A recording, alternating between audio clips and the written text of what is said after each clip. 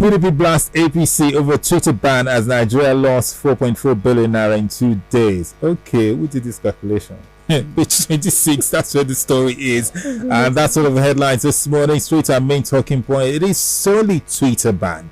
So let's look at this. How has it affected you? Why is it affecting you? It's affecting me. Why you coming to us? I told you, that Jacob.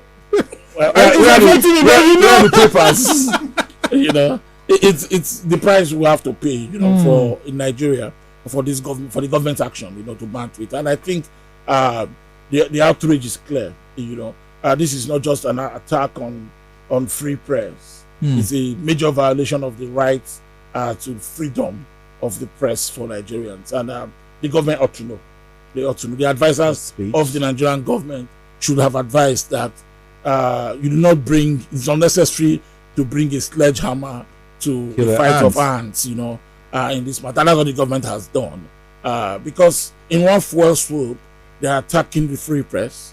In another, this is affecting the digital economy, and that's what we're seeing. The numbers we're seeing.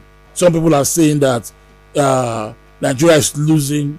I can't even who's calculating these funds. In 2 days, 4.4 billion. Some are saying 7.5 billion. Just a lot. But all of us know, if you use Twitter, that a lot has been lost. I can't remember. I've recruited people to do jobs from which I have paid a lot of money without meeting them, just by meeting them on Twitter. Yes. Somebody has actually brought stuff for me from Abeokuta, and I've never met the person. I didn't meet the person. Transaction was done. I used to wait for any of my friends in England, every time the new season starts, to buy me Chelsea jerseys for me and my family. Now I don't need any of my friends in London to complain that he's carrying excess luggage. I have the Twitter plug there, is on Twitter. So do everything. I will just send the money and the jerseys land in the week. That is how much I have come to use Twitter as a social media platform. Yeah. And for more than that, it is the #1 news source in the world. Yeah. Everybody breaks news on Twitter, including President Donald Trump. Nobody used Twitter like him. In fact, Alhaji Lai Mohammed, the Minister of Information, in announcing the Twitter ban, announced Twitter announced it. So I don't understand. This is the one part, the news part. Then there's the digital economy part. A lot of money has been lost. In fact, the chairman of Small Business Association of Nigeria have said it, that we can't contemplate this. If we do this for a week, we will ground small businesses completely, because small-time advertising is cheap on Twitter, and that's what people use. It's an economy on its own, and that's why we're seeing this big number. I'm sure that the managers of this government will see these numbers this morning and tell themselves that if we need to bring 100 million people out of poverty, we cannot ban this engagement that gives a lot of Nigerians, young people especially, small businesses, an opportunity to live their lives and not disturb government. Because the moment you begin to take away this, people will be pushed to the wall. And we all know that the next time Nigerians react, as to how much they are suffering, the impoverishment, in their lives, NSAS will be a child's play. Yes. And the government needs to try to prevent this. This is a social outcome, in case they do not know. There are hundreds of thousands of Nigerian young people on Twitter who get their daily feeding money because they engage on that social media platform. And so, do not need to come out on the street to carry placards or force issues. These are the things that I thought that, the advantage of the government will have looked at. Yeah, the government had a case, with Mr. Jack, the owner of Twitter, by deleting our own president's tweets. Shouldn't have. Our president was making a point, according to Lai Mohammed, and that Twitter should not be high-handed to remove his tweets when they allow Nnamdi Kano's tweet all over the place. Even though I hear that those tweets have now been brought down. That means Twitter is listening, I think the first reaction was to talk, engage. And this is symptomatic of the behavior of most departments of government in these days. They don't want to dialogue about that issue. The moment anything happens, they look for sanctions first.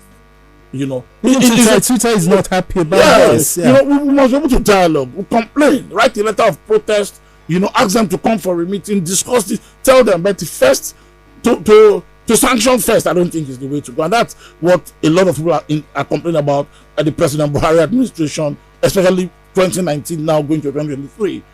There's major intolerance, no room for discussions at all. And their first options in every matter. And I sit here to see this because I've been affected directly and indirectly most times. It's sanction.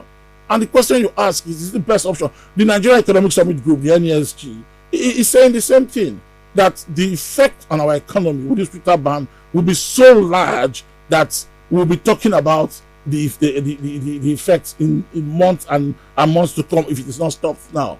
So my advice to government advisors is to look at these issues and approach dialogue as the best way to try to resolve this. And of course, call off this suspension of Twitter. It will bode well for Nigeria, it will bode well for international investors, and the people that are affected more. I don't think it's Twitter, it's already multi-billionaire in dollars.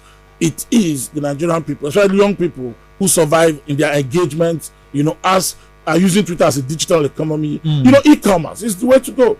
It's e-commerce. I just said here that I can't remember the last time I actually stepped into a market to buy things, because Twitter is my plug. And these people on Twitter that deliver these things, it's not as if they manufacture them. They are the ones who go into the market, buy this, package and deliver it. Yeah. It's the way the world works. That's why Amazon is the richest company in the world today. Yes. Amazon is not the producer of anything. It's packaging and delivering. That's it. Really. All right, it's time to read. Did you enjoy this video? Hit the subscribe button for more. Leave a comment and like. Thank you.